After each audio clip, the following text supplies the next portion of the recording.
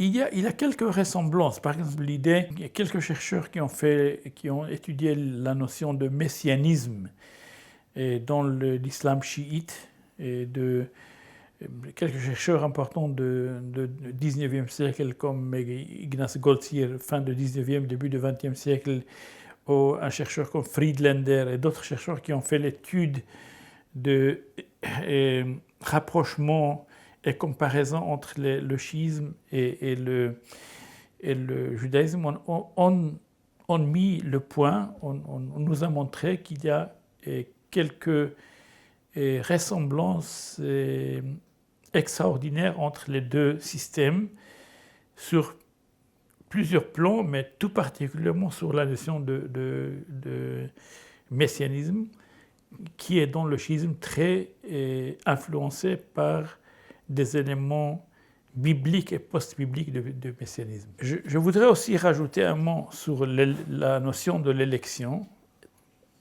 tafdil shia ala ghayriha, préféré ou les chiites vis-à-vis en comparaison aux autres musulmans. Et cette notion qui est dite, qui est exprimée dans le Coran de manière claire vis-à-vis le peuple d'Israël, les peuples d'Israël, comme on a dit dans le verset Ya bani Israël uzkuru ni'mati allati faddaltu alaykum wa allati an'amtu alaykum wa anni faddaltukum ala alamin. On a déjà traduit ce verset aux fils d'Israël. Rassemblez-vous et souvenez-vous de l'élection, de la préférence que je vous ai accommodée, de la grâce que je vous ai accommodée en vous préférant aux autres peuples.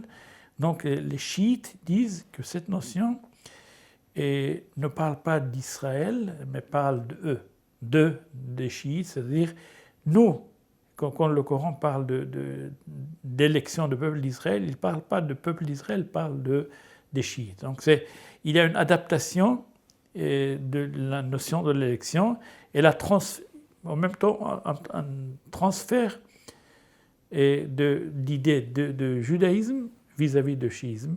Et ça commence, c'est une continuation à l'idée d'identification. Puisque je suis, comme chiite, identifié avec le peuple d'Israël, je veux être aussi considéré comme élu, exactement comme le peuple d'Israël sont considérés les élus de peuple.